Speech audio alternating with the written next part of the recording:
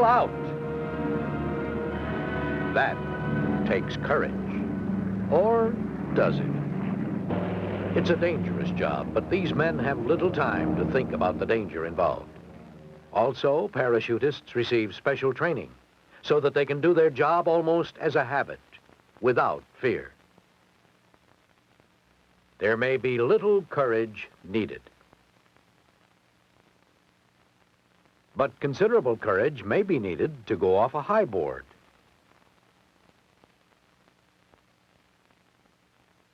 Especially for someone who hasn't done it before. Dan won't be risking his life if he dives off the board. He's learned to dive safely by practicing on the low board. Still, he's never been off the high board before, and it's a long way down. He's scared. That took courage. But does it take courage for Larry?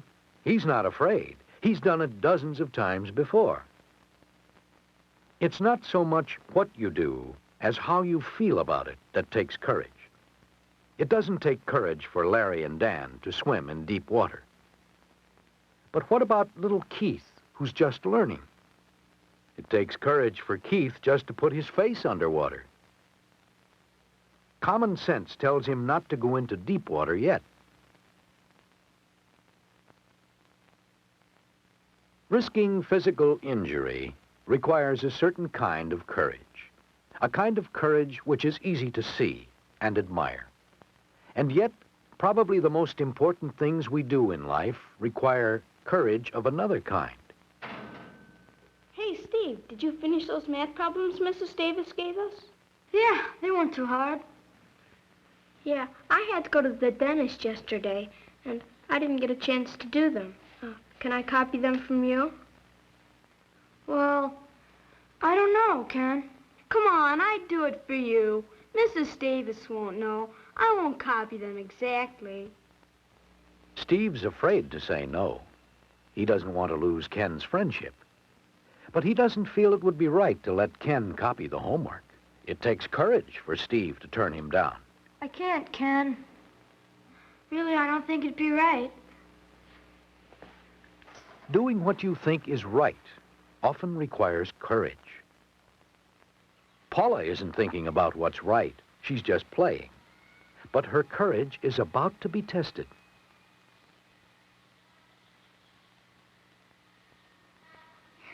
Look who's coming. Oh, no, it's Donna. Pretend you don't see her. Who wants to play with Miss Messy? Yes, it's Donna. She has long hair which she almost never combs. Some of the girls call her Miss Messy. Paula doesn't feel it's right to tease a girl because of the way she looks. And anyhow, Paula likes Donna. She's a good friend. Paula would like to have her play with them, but she's afraid to ask her now. Afraid that her other friends might call Paula names and refuse to play with her. It takes courage for Paula to do what she thinks is right.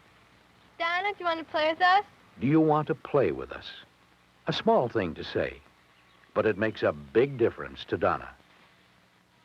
Will Paula's friends object? No one is complaining.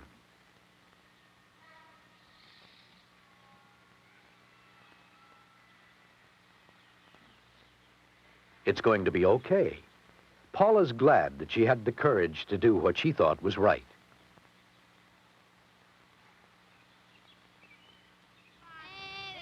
Sometimes it takes courage to admit when you've done something wrong.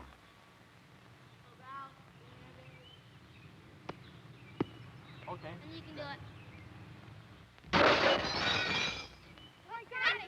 Oh, no. Gosh. Mike feels like running too, but he doesn't.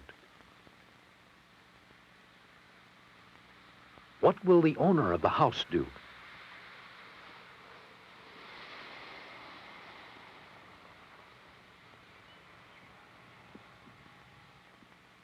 Did you hit this ball? Yes, sir, I did. I didn't think you'd go that far. Well, next time you'll know. I'll pay for the window. Well, I'm not going to make you pay. You were man enough not to run away, and I respect that. I think your friends should learn to do the same. Let's go talk to them.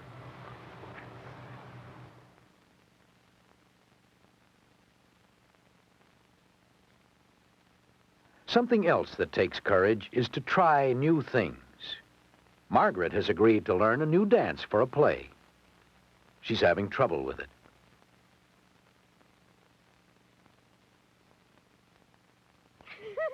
The laughter of her classmates doesn't make it any easier. It takes courage for Margaret to continue practicing. It would be easier for her to say, "I'm sorry, I can't do this dance," and let someone else try. But she isn't about to quit. She sticks with it. At home, she continues practicing.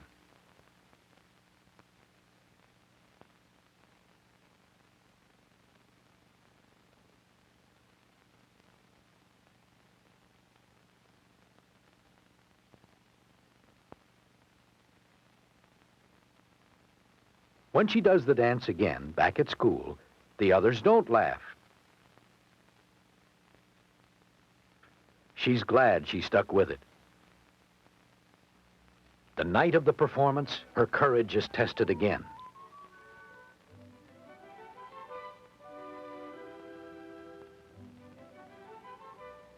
There are so many people in the audience. What if she makes a mistake?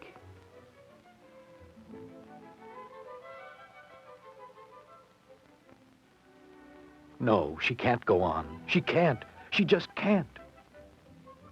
And yet, what about the others? They're doing their parts, and they're depending on her to come out at the right time.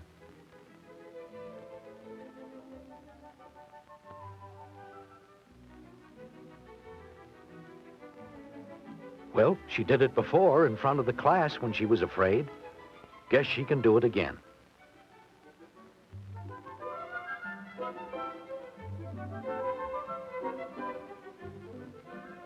Each time we do something that we're afraid to do and succeed at it, our courage builds.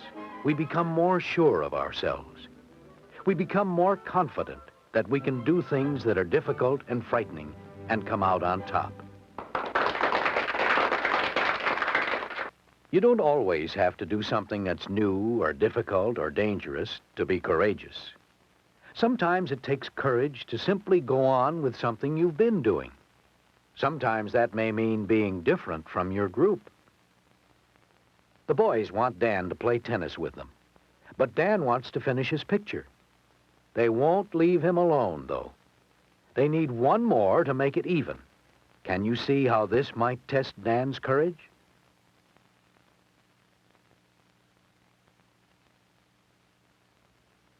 Steve says that only sissies draw. It's not easy being different from the group. It would be a lot easier for Dan to give up the picture and play tennis with his friends.